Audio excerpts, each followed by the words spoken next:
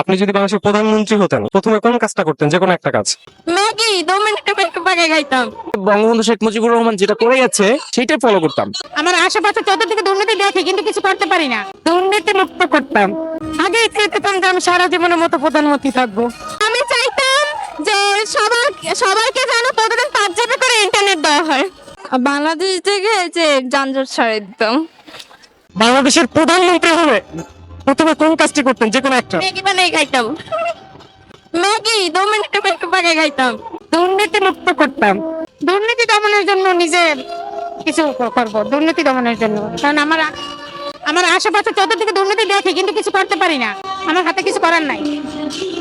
মানুষের পাশে দাঁড়াবো। সব মানুষ, সব শ্রেণীর মানুষ মানুষের পাশে দাঁড়াবো। বাংলাদেশের যদি প্রধানমন্ত্রী হতেন তাহলে কোন কাজটা প্রথমে করতেন? বাংলাদেশের প্রধানমন্ত্রী কোন কাজটা আগে করতাম?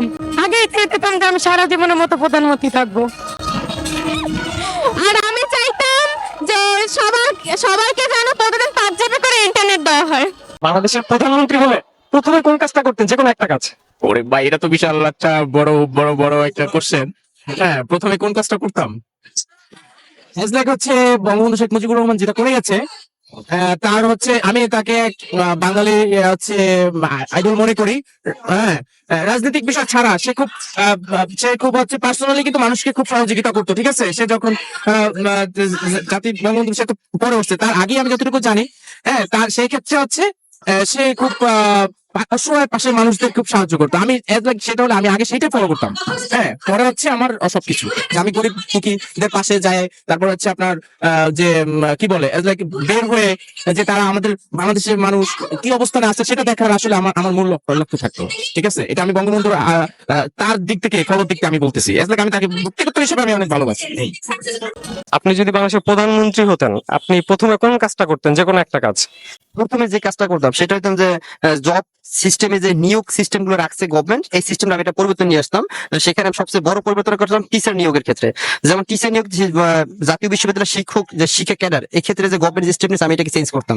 এই ক্ষেত্রে আমি যে চেঞ্জটা করতাম যে জাতীয় বিশ্ববিদ্যালয়ের শিক্ষকটা এই সিস্টেমে নিয়োগ না নিয়ে পিএসসির আন্ডার না নিয়ে এটা আমি বিশ্ববিদ্যালয় মঞ্জুরি কমিশন আন্ডার নিতাম, এবং ওখানে যোগ্যতা থাকতো 3.5, এটা যাদের থাকবে তারা অ্যাপ্লাই করতে পারতো। এবং ওখান থেকে বাংলাদেশ ব্যাংক যে কম্বাইন্ড সিস্টেমে যেভাবে নেয় এভাবে করে একটা কম্বাইন্ড সার্কুলার দিয়ে কম্বাইন্ড নিয়োগ পরীক্ষা নিয়ে এভাবে করে যাচ্ছে। রিটার্ন সাবজেক্ট ওয়াইজ রিটার্ন থাকতো প্রায় 500-700 মার্কের, পিলি পরিমাণ থাকতো সীমিত। এইভাবে করে একটা পরিকল্পনা করে আমি এটা করতাম যাতে দক্ষ টিচার পেতো, যার ফলে জাতি এবং দেশ সবকিছু উপকৃত হতো।